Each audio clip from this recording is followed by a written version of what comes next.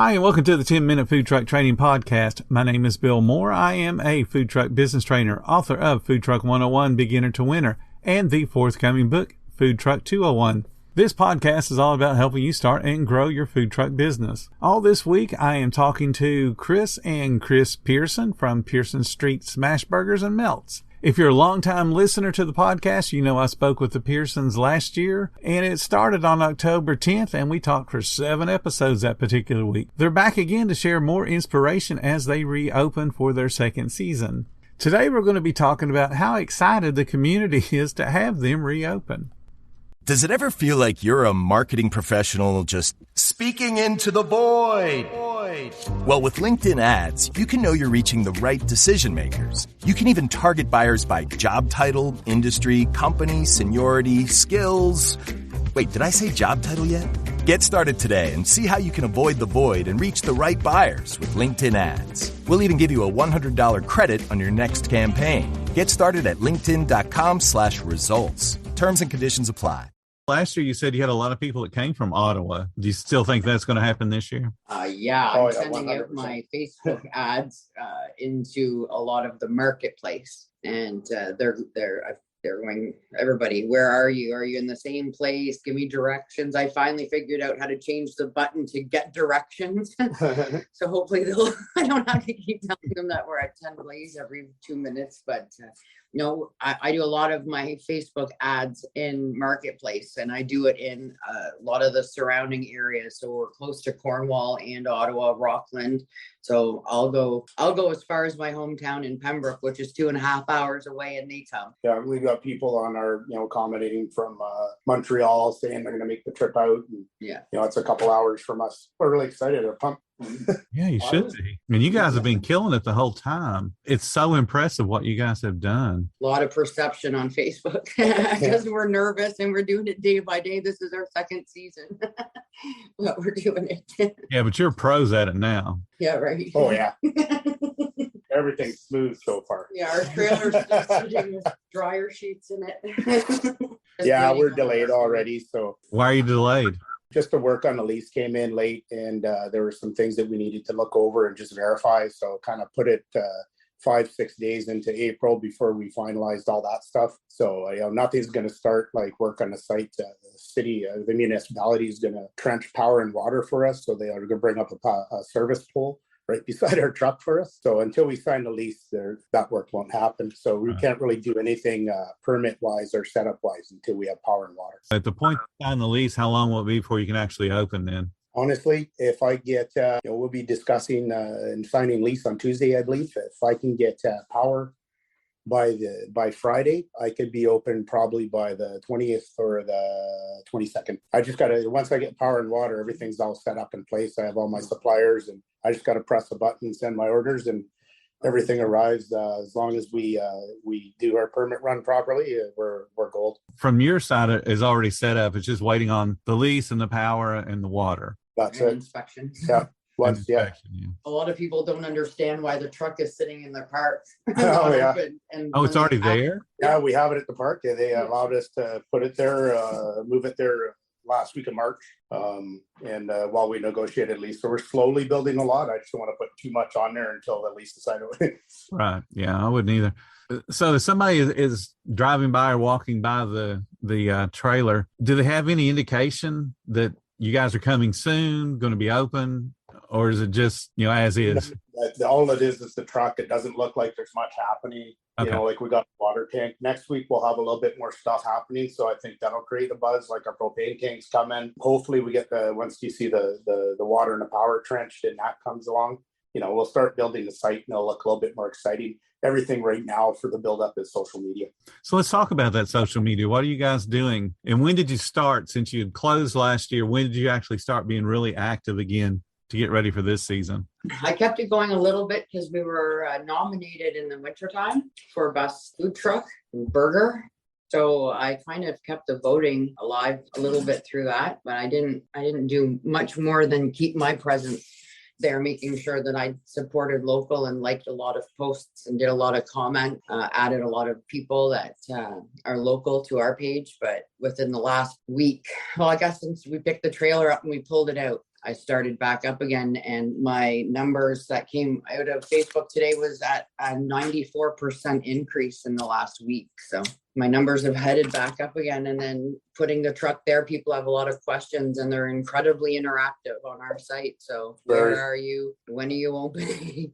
So with the interaction, it just goes crazy. So in the last 2 weeks would have probably been the most. Yeah, Christy did an excellent job throughout, like, November, December, January, February. Like, it wasn't a ton, but, once a week or a post, we're out, Pearson Street's out at visiting another competitor or another business and stuff like that, just so they knew we were there. And then when we got closer to April, she really ramped it up, and wow, it was crazy. We didn't want to go too early and have it drag out because of delays, or if there's any, you'll lose your fire, right? We want to kind of go into it when we're at our peak and people are really, really salivating for it. Well, we have some neat clients. One of our customers there, he put us into an MG calendar last year and we won. Oh, so perfect. I was able to share that. And that is actually the picture that's on our Facebook and our Instagram. But we won. We're in a March calendar for next year now. So I can share that and he's happy. We're happy, right? And everybody's like, oh, and they all know him. So there's his car back up again. Yeah, he's got his car parked in front of our truck. It's pretty cool. Yeah. He won us March in the 2023 MG calendar. So it's pretty easy to find content, but I'm really dying for a burger, Bill. Right. Oh, I understand. Explain what the MG stands for. Oh, the little MGBs, the little car, the little red car. Gotcha. Yeah. Okay. So it's MG Club that they have. Okay. And I personally love those cars. I used to have one, so it's a little extra hard on my side. But when he entered us into it was last year into a contest, we ended up winning, and he just gave it to me about a couple weeks ago. So if it starts to die down a little bit, I just put that up. It's a 20-second video. People are happy again. They want us to friggin' open. That's where we're at. Like, everybody's like, so when's your date? When's your date? When's your date? But there's so many linguistics between it that we don't have a date yet. So I'm doing a lot of soon. Right. And that gets over quick. Well, yeah. Well, when it starts, it goes fast. Like, I'm afraid that, next week they're not going to be able to trench our power and our water. And if that pushes to the week after that, I'm afraid we might be last week of April. But, it is what it is. We can't make it go faster, but... people wait for the Easter Bunny. That's true. That's, worst case scenario. I always got to keep it in mind. But we're going to stay positive and hopefully everything goes without a hitch and we're smashing burgers by next Wednesday, maybe. Well, or everybody the 20th, I mean. Not next Wednesday. Everybody on the township wants it to happen. Yeah. So everybody's pushing there. The insurance... he lives around the corner from us, so he pushed really hard at it, almost like a friend.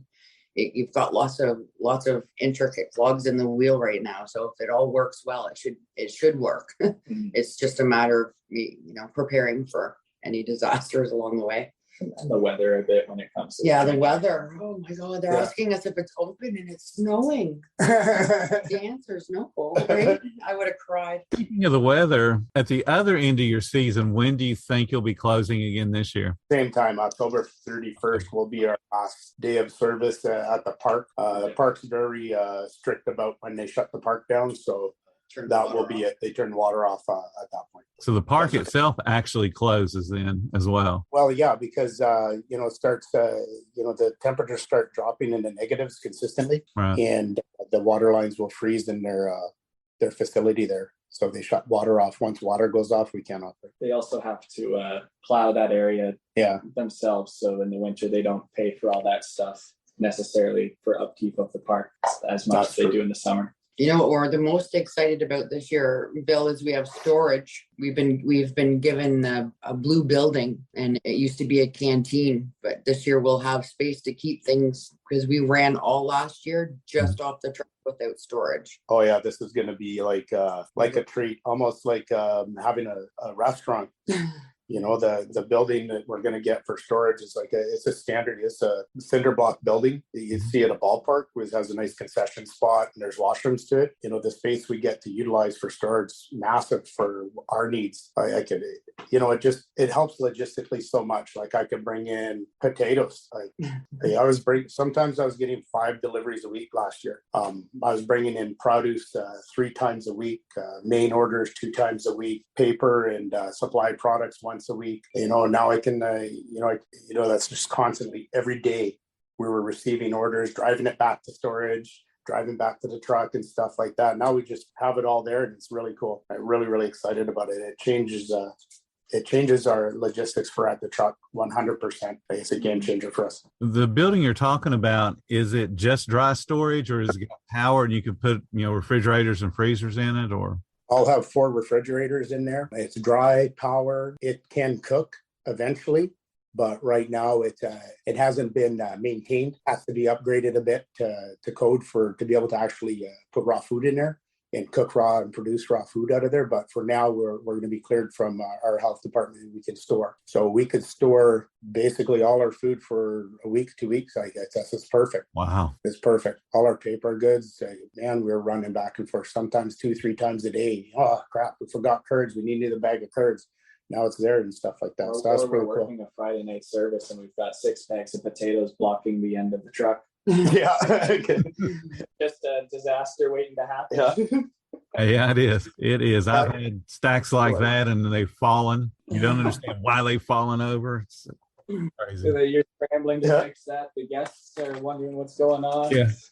Yeah, we're just dancing around these potatoes. And ignore us. It's no problem. See, last season too, like we prep daily, right? So we have like about a 24 item list that we prep daily for service. And a lot of times we're prepping to only what we could, I can only fit 5 of those on the truck in the fridge. So, you know what I mean? You run out, you have to re-prep again.